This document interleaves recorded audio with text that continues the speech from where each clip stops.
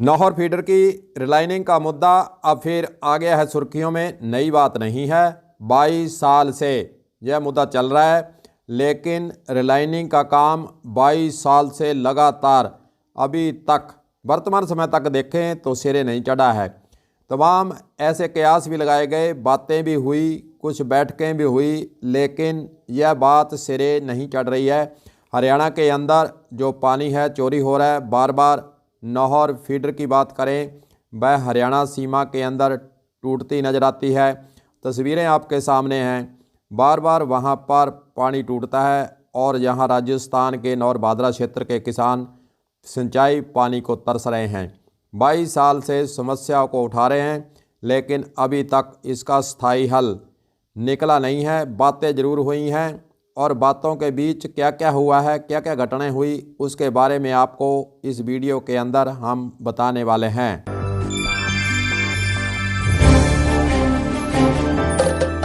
Nohar feeder को लेकर कई बार धरने लग चुके हैं और फेफाना के अंदर किसानों के द्वारा लंबा आंदोलन लड़ा गया। जब वहां पर बात नहीं बनती दिखी तो फिर किसान कलेक्टेड हनुमानगढ़ पर आकर धरना लगाकर बैठ गए। काफ़ी दिन हनुमानगढ़ पर धरना लगा, फिर आमरण अनशन हुआ, फिर वार्ता होने के बाद सरकार के स्तर से और कलेक्टर के स्तर से यह आश्वासन दिया गया कि नौहर फीडर की सिंचाई व्यवस्था को सुधारने के लिए सरकार के स्तर से प्रयास शुरू कर दिए गए हैं, इसलिए आप कलेक्टेड से धरना यहां से समाप्त कर दें। किसानों ने आश्वासन मिलने के बाद एक बार धरना यहां से समाप्त कर दिया, लेकिन फेफाना के अंदर लगातार यह धरना चलता रहा। इसी बीच फिर बीजेपी के दोनों एमपी जानी चूरू और गंगानगर के एमपी किसानों को साथ लेकर केंद्रीय जल आयोग और केंद्रीय जल शक्ति मंत्री से मुलाकात करने का सिलसिला शुरू करते हैं। नौहर फीडर को लेकर 13 फरवरी को वीडियो कॉन्फ्रेंस के जरिए एक बैठक आयोजित की गई, जिसके अंदर मुख्य अभियंता हनुमानगढ़ की ओर से जो सूचनाएं भिजवाई गई थी उसका विश्लेषण किया गया। फिर 26 जुलाई 2022 को 4 सदस्यीय तकनीकी कमेटी का गठन किया गया। कमेटी को 15 दिन में रिपोर्ट देने के लिए निर्देश दिए गए थे। तकनीकी कमेटी की ओर से फील्ड विजिट कर नौहर सिंचाई परियोजना को निर्धारित शेर में कम पानी उपलब्धता के मुद्दे पर राजस्थान की ओर से नौहर फीडर की क्षमता 226 क्यूसेक से बढ़ाकर 332 क्यूसेक किए जाने की नेहराना हेड से CP4 तक नौहर फीडर की लाइनिंग करने की सिफारिश कर दी गई। 7 अगस्त 2023 को केंद्रीय जल शक्ति मंत्री की ओर से दोनों राज्यों की बैठक ली गई। राजस्थान के निर्धारित शेयर के अनुसार पानी की उपलब्धता सुनिश्चित करने के लिए बरूवाली वितरकता फतेहाबाद ब्रांच को जीर्णोद्धार करने के लिए हरियाणा और राजस्थान की सरकारों को दोनों को बिठाकर राजी करने का प्रयास किया गया। वहीं इसी बीच राज्य सरकार की ओर से 139.51 करोड़ रुपए की PFR तैयार कर हरियाणा सरकार को भिजवा दी गई। नौहर फीडर से राजस्थान को निर्धारित शेयर के अनुसार पानी की उपलब्धता सुनिश्चित करने के लिए नौहर फीडर की क्षमता जो 332 क्यूसेक की है उसे बढ़ाने के लिए 31 जनवरी 2024 को अध्यक्ष केंद्रीय जल आयोग नई दिल्ली की अध्यक्षता में राजस्थान हरियाणा BBMB के साथ बैठक आयोजित कर अब तक की कार्रवाई की समीक्षा भी की गई।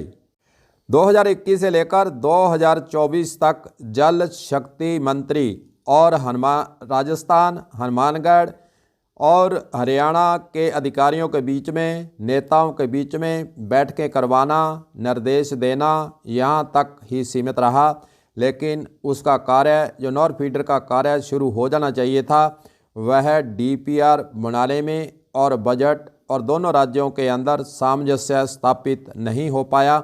इसीलिए अभी तक नौहर फीडर के अंदर जो काम हो जाना चाहिए था वह 22 साल से तो अटका हुआ है, लेकिन प्रयास जब शुरू किए गए उसके बाद भी अभी तक नहीं हो पाया। हरियाणा में बीजेपी सरकार, राजस्थान में बीजेपी सरकार, फिर भी कम पानी से किसान हैं परेशान। इसी बीच प्रभारी मंत्री सुमित गुदारा के द्वारा जब यहाँ बैठक ली गई और उसके बाद फिर मीडिया से जब रूबरू हुए तो कलम न्यूज के द्वारा जब प्रश्न उठाया गया कि 22 साल से नहर फीडर की रिलाइनिंग नहीं होने से वहां पर किसानों को पानी कम मिल रहा है। 332 के स्थान पर 226 क्यूसेक, वो भी बार बार हरियाणा में सीमा के अंदर नहर टूटती है।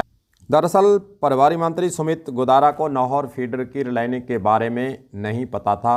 उनको इस समस्या क्या है, क्या इसका हल है, इसका ज्ञान उनके दिमाग के अंदर नहीं था। इसलिए उन्होंने अपना माइक पूर्व विधायक अभिषेक मटोरिया की ओर बढ़ाया और वह बताने लगे कि इसकी बातचीत कई बार हो चुकी है, जल शक्ति मंत्री से बातचीत हुई है।